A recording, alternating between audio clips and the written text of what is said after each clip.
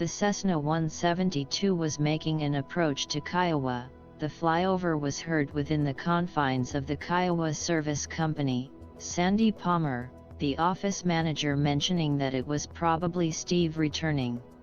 Steve Miller, the John Deere dealership owner, was an accomplished pilot, as was his brother John. Steve wasn't a homegrown local.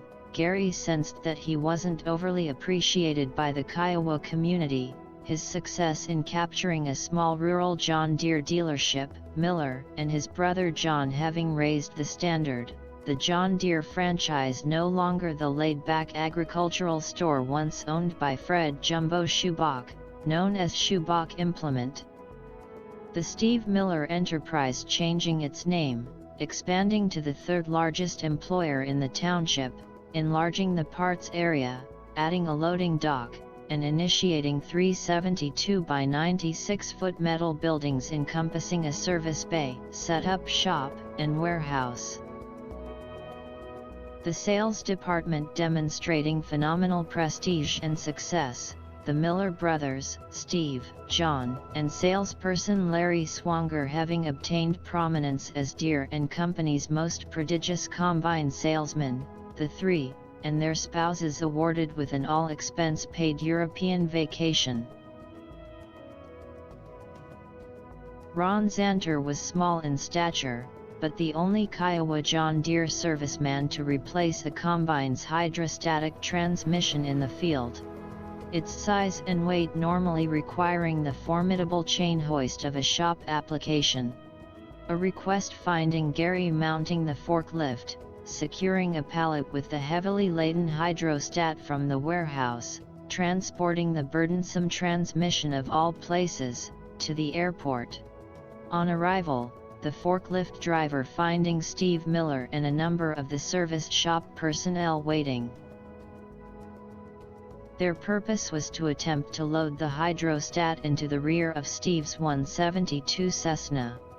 The improbable became probable. A partial temporary disassembly of the passenger seat giving just enough clearance, and with 4 stout mechanics maneuvering the bulky transmission to a placement in the rear seat area of the aircraft. Bruce, the recently hired company pilot, and Ron Zanter preparing for a journey to Garden City to rendezvous with a custom harvesting crew awaiting the replacement and installation of the 7720 hydrostat. Gary finding the events of Ron and Bruce's flight to Garden City interesting, not only because of the transporting of the hydrostat but because it was Ron's first flight in an aircraft and he was extremely apprehensive about flying, even with a multi-engine rated pilot of Bruce's stature. The takeoff from the short dirt landing strip of Kiowa completed, the Cessna 172 attaining a cruising altitude of 6,000 feet, encompassing the 160 air-mile journey. The supercharged Cessna able to approach a cruising speed of 140 knots. Ron was beginning to relax, the anxiety of his first flight starting to recede, questioning Bruce about the remaining time to Garden City, the pilot replying, it would be another 20 minutes before reaching their destination. Then it happened, the steady consistent drone of the Cessna's engine coming to a halt. Ron suddenly realizing a deafening silence, and that the sound resonating from the plane's engine having stopped. The only audio sound he could accord was the presence of the wind, its echoing whispers contacting the winged airborne structure. Bruce's first concern was not the gliding craft, but Ron, his appearance, now void of any skin color, his eyes wide with panic. The pilot's first response was to calm Ron, a recollection of an instructional class about a similar situation where a passenger loses all sense, and attempts to open the door. Bruce in a sequestered voice, not totally truthful, telling Ron not to worry, because of the altitude we have plenty of time to appraise the situation, but to Ron it seemed like a lifetime before a familiar sound came to life, the restarting of the engine. Bruce, having assessed a supercharger malfunction caused the engine to shut down, Ron gaining some assurance. As they descended, the Garden City Airport coming into view.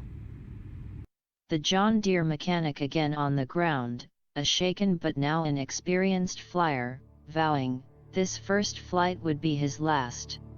Ron completing his assignment, the hydrostat installed, Steve sending a service pickup to retrieve the non-flyer, Bruce remaining with the Cessna 172 awaiting the supercharger repair.